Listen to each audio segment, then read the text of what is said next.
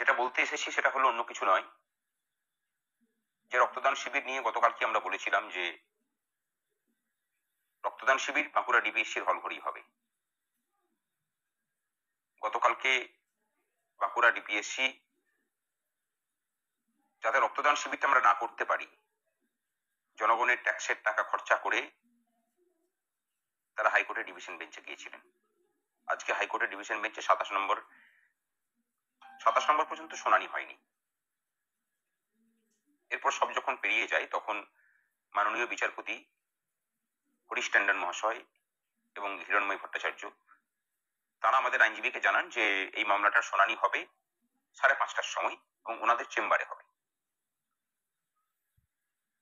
আমরা তৈরি ছিলাম, আমরা তৈরি থাকি। আমরা মানে কুস্তি United primary teachers welfare association, আমরা মানে সংগ্রামী যৌথ মঞ্চ। সরকারের বিরুদ্ধে এখনো পর্যন্ত কোনো মামলা হয়নি। সেটা সরকার এবং সরকারের এইসব ছোট ছোট যেসব সংস্থাগুলো আছে তাদের এটা মাথায় রাখা প্রয়োজন। সরকার চেষ্টা করে হরিশ মুখার্জি, মূলত অভিষেক বন্দ্যোপাধ্যায় চেষ্টা করেছিলেন, মাননীয় মুখ্যমন্ত্রী চেষ্টা করেছিলেন সমস্ত রকম ভাবে নবান্নের পারমিশন আটকানোর, পারেননি, পারবেনও না। কারণ আমরা লড়াইটা লড়তে জানি, আমরা জানি লড়াইটা জিততে কিভাবে হয়। তথ্য নিয়ে আমরা কাজ করি। আপনাদের যে চলা সেই চলাটা সম্পূর্ণরূপে মিথ্যা এবং অন্যায়ের সাথে নিয়ে, আমরা সত্যটাকে নিয়েই চলি। আমরা কোনো রাজনীতি করি না, কোনো নোংরা দলীয় রাজনীতির মধ্যে আমরা থাকিও না। কোনো দলীয় রাজনীতিকে প্রমোট করা আমাদের কাজও নয়। স্বাভাবিকভাবেই কোনো রাজনৈতিক দলের আমরা বিরোধীও নই। কিন্তু যে রাজনৈতিক দল একটা করাপ্ট সিস্টেমকে চালিয়ে নিয়ে যায়, সেই দুর্নীতির বিরুদ্ধে চোখে চোখ রেখে আইনকে সাথে নিয়ে যত রকম ভাবে প্রতিবাদ করতে হয় তত রকম ভাবে করে যাব। এটা অতীতে যেমন করে এসেছি, ভবিষ্যতের প্রত্যেক মুহূর্তে আপনাদের সামনে আমরা প্রতিবন্ধক হয়ে দাঁড়াবো। একটা কথা মাথায় রাখবেন, আমাদের বিরুদ্ধে লড়তে এলে পরে একটু জেনে বুঝে আসবেন। এই যে আজকে মুখটা পুড়িয়ে ঘরে বসে রইলেন, আজকে বিকালবেলাতেও আমাদের যখন প্রতিনিধিরা গিয়েছিলেন তখনও আপনাদের অহংকার চুইয়ে চুইয়ে ডিভিশন বেঞ্চে গেছেন। একটা প্রাইমারি শিক্ষক সংগঠন তারা আর কি করবে, কি করতে পারে, দিনের শেষে নিশ্চয়ই বুঝে নিলেন। ভবিষ্যতে আমাদের বিরুদ্ধে কিছু করার আগে 5 বার ভাববেন। একটা কথা বিনীতভাবে আপনাকে জানাই, বাঁকুড়া ডিপিএসসি যিনি চেয়ারম্যান আছেন, বাঁকুড়া জেলার যারা প্রাথমিক শিক্ষক শিক্ষিকা তাদের অভিভাবক, কি চেয়েছেন তারা? একটা রক্তদান শিবির করবেন। সেখানে আপনারা কি করেন? 21শে জুলাইয়ের সভা করেন। কোন 21শে জুলাই? ব্যক্তিগতভাবে ভাস্কর ঘোষ মনে করে যে সারা রাজ্যের যত কাটমানিখোর আর সিন্ডিকেটের 21শে জুলাইয়ে রাজ্যে তাদেরকে আর কোথাও খুঁজতে হবে না। 21শে জুলাই ধর্মতলাতে গেলে পরই তাদেরকে এক জায়গাতে সমাবেশে পাওয়া যায়। তাদেরকে প্রচার প্রসার করছেন কোথায়? একটা সরকারি জায়গাতে। আর সেখানে একটা রাজনীতি নিরপেক্ষ একটা সংগঠন একটা রক্তদান শিবির করতে চায়, সেখানে জনগণের ট্যাক্সের টাকা খরচা করে আপনারা হাই ডিভিশন বেঞ্চে দৌড়াচ্ছেন। কেন সেই টাকাটা কোনো প্রাথমিক স্কুলে দিয়ে তাদের পরিকাঠামো উন্নয়ন করতে পারেন না? লজ্জা লাগে না আপনাদের?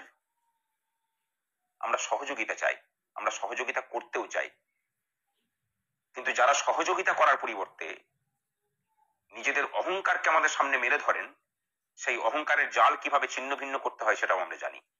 এটা এখন জানিয়ে রাখলাম, ভবিষ্যতেও কিন্তু এভাবে না আপনারা নিজেদেরকে বদলে নেন। শিক্ষার সাথে যুক্ত মানুষজন নিজেদের শিক্ষার এবং সংস্কৃতির পরিচয়টুকু রাখবেন, সেটুকু আমরা আশা একজন শিক্ষক হিসেবে করি। আর আবার বলে রাখছি,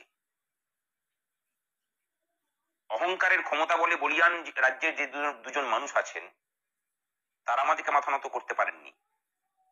সুতরাং ভেবে রাখুন যে আপনাদের সাধ্য নয় আমাদেরকে মাথা নত করার। ভাবছেন যে এতগুলো কথা বলছি কেন? আমরা জানতাম যে সিঙ্গেল বেঞ্চেও জিতবো, ডিভিশন বেঞ্চেও জিতবো, যদি সুপ্রিম কোর্টে যান আমরা তৈরি আছি। আমাদের লয়ারকে বলা আছে চলুন। যদি মনে করেন যেটা অহংকার, যারা কাজ করতে জানে এবং জিততে জানে তাদের অহংকার থাকে না, তাদের প্রত্যয় থাকে এবং সত্যের প্রতি অটুট বিশ্বাস আর আঁট থাকে। আর যারা মিথ্যা এবং দুর্নীতির হাত ধরে চলেন তাদের অহংকার ছাড়া অন্য কিছু দেখাবার থাকে না। আবার অনুরোধ করছি, আগামী 28 তারিখের যে রক্তদান শিবির, সেই রক্তদান শিবিরের যে হলঘর, আশা করব আদালতের নির্দেশ মেনে একদম পরিষ্কার পরিচ্ছন্ন করে তাকে রক্তদান শিবিরের উপযোগী করে তুলবেন। 10টার সময় শুরু হবে, 2টোর মধ্যে আমরা শেষ করব। আর যদি কোনো রকমের কোনো জায়গাতে আদালত অবমাননার ঘটনা ঘটেছে তাহলে তৈরি থাকুন মোকাবেলা করার জন্য। এই কিছুদিন আগে পর্ষদের, প্রাথমিক শিক্ষা পর্ষদের যিনি সেক্রেটারি আছেন,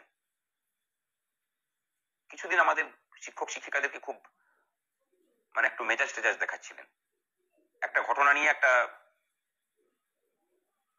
মিউচুয়াল ট্রান্সফার নিয়ে তিনি এমন আচরণ করেন যেন ব্রিটিশ যুগের কোনো আধিকারিক। সেই কেসটাও আমাদের ইয়েতেই হয়েছিল, কন্টেম্প্ট করে তাকে সশরীরে টেনে নিয়ে আসা হয়েছিল। তারপর থেকে তিনি ঠান্ডা হয়ে গেছেন। শিক্ষা প্রশাসনের সাথে যারা যুক্ত আছেন রাজ্য জুড়ে, তাদের কাছে অনুরোধ করব যে আমরা কারোর সাথে পায়ে পা লাগিয়ে ঝগড়া করতে যাই না, আমরা কোথাও রাজনীতিও করতে চাই না। আমরা যেটা চাই শিক্ষা, শিক্ষক এবং শিক্ষার্থীদের স্বার্থে কাজ করে যেতে। কিন্তু সেখানে যদি কেউ, তারা যেন তৈরি থাকেন আমাদের আইনি এবং পথের লড়াইয়ের, তারা যেন তৈরি থাকেন এরকম ভাবে মুখে চুনকালি মাখার জন্য। আগামী পরশুদিন দেখা হবে। আর আবার বলে রাখলাম, যারা নবান্নে, যারা হরিশ মুখার্জি স্ট্রিটে যাদেরকে আটকানো যায় না, শহীদ মিনারে এতদিন ধরে বসে আছে, যারা শত কিছু চেষ্টা করেও কিছু করতে পারেননি, আপনারাও করতে পারবেন না। কারণ আইনটা কোথাও যেন আমরা জানি, একটু একটু বুঝি, আপনাদের মতো না বুঝলেও একটু বুঝি। আর কিভাবে দাবি আদায় করতে হয় সেটাও খুব ভালো করেই জানি। আপনারা সুস্থ থাকুন, মানসিক সুস্থতার কামনা করছি। কারণ রক্তদান শিবির বন্ধ করার যারা প্রচেষ্টা করতে পারেন তারা, তাই মানসিক সুস্থতা কামনা করি।